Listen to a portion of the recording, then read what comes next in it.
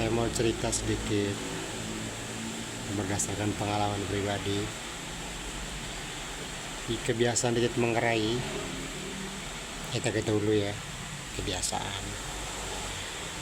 Memang kebiasaan ini bagus, pada intinya silaturahmi.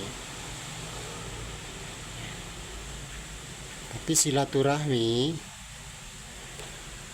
tadi yang silaturahmi itu kayak gimana? Misalnya kita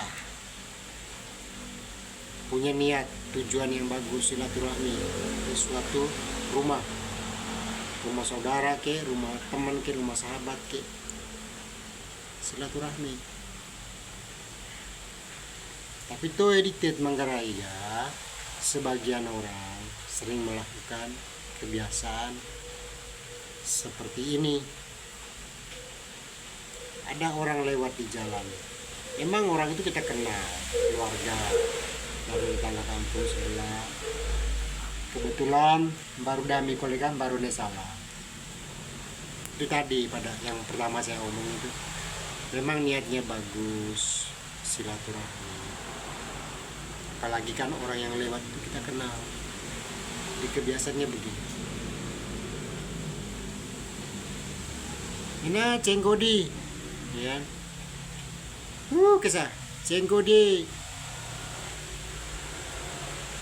ipar cenggodi ya, kan ada lagi yang lain amang cenggodi, macam-macam lah, tergantung siapa yang lewat ini ya. Semenara lite benta nara, eme amang lite benta amang ya. Ya udah, cenggo.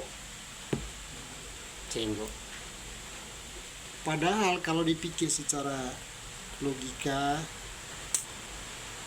dia cenggok ke rumah kita. Kita tidak tahu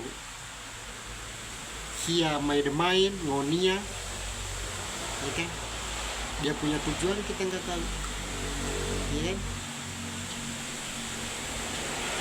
Dia cenggolah ke rumah kita.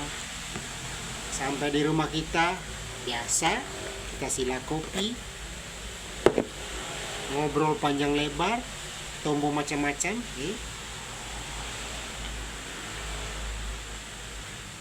Dan seringnya juga kita itu orang Manggarai itu sering tombonya gosip nggak data. Yang harusnya ini nggak terjadi, tapi terjadi. Kung ngayaman dia laku, mati benta, udah. Coge menggo ya ge laku putih. Cenggo boleh putih saudara hia. Ternyata anggota kripti, ya bagus. Silaturahmi, tapi silaturahmi yang benar itu bukan begitu. Kadang dia tuh reme lewat lagi ngelamun, menghayal, pengen cepat-cepat sampai rumah atau pengen cepat-cepat sampai tujuan. Main di benta.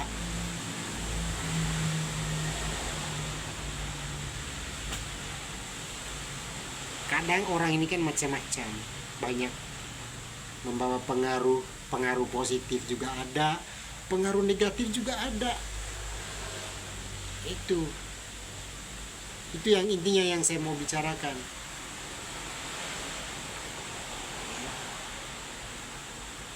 Karena pengalaman Duremekoe kami kan, sering mamadaku itu kan begitu, sering. Ya bukan berarti menuduh Syah itu cenggo, badak atau ini baru enggak, tidak menuduh seperti itu.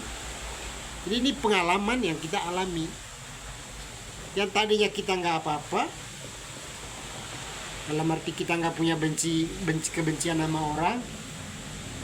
Kadang orang yang kita panggil itu datang cenggo ke rumah kita itu, dia punya kebencian sama si A, sampai di sini dia curhat mengenai si A.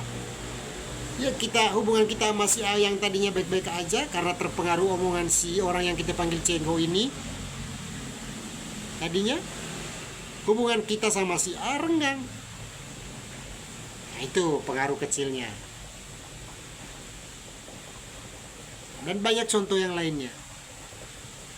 Banyak contoh. Saya rasa semua di sini pasti paham, pasti tahu inti dari omongan saya apa. Kalau orang pintar itu sering bilang pengaruh negatif. Karena setiap diri kita manusia itu ada auranya. Aura positif, aura negatif. Bisa mempengaruhi suasana dalam rumah kita, itu bisa. Pengaruh kehadiran orang. Bisa.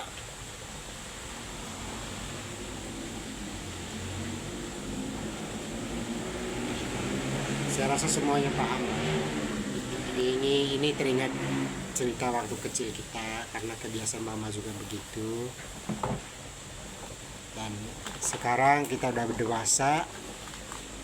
Ya, kita juga perlu mengingatkan juga.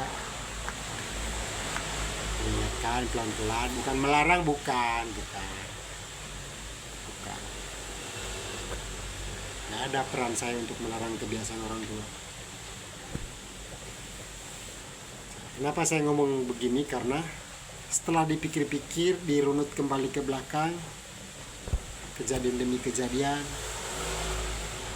panjang sih ceritanya, kalau mau dibahas panjang. Dan menurut saya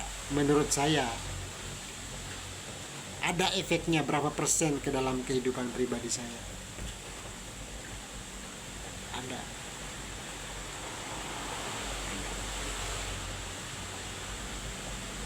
Oke, saya nggak mau cerita itu. Intinya ya itu tadi. Kalau bisa kebiasaan-kebiasaan seperti itu sedikit demi sedikit hilangkan. Itu tadi, kembali di awal. Itu bagus. Silaturahmi, kita punya niat baik di Hudi Cumang. Tapi itu tadi, silaturahmi yang lebih bagus itu ya orang punya niat ke rumah orang, ke rumah kita, terima dengan baik. Dia punya tujuan apa?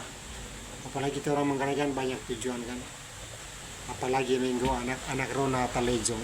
Aduh, may sida ho ga. Kan, tema maleng bet ho ga.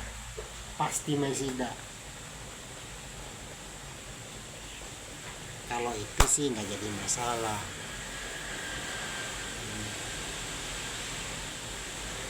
Oke, demikian yang saya sampaikan. Mohon maaf kalau tersinggung, ya saya bukan niat macam-macam.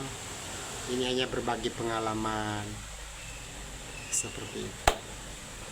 Oke, selamat malam.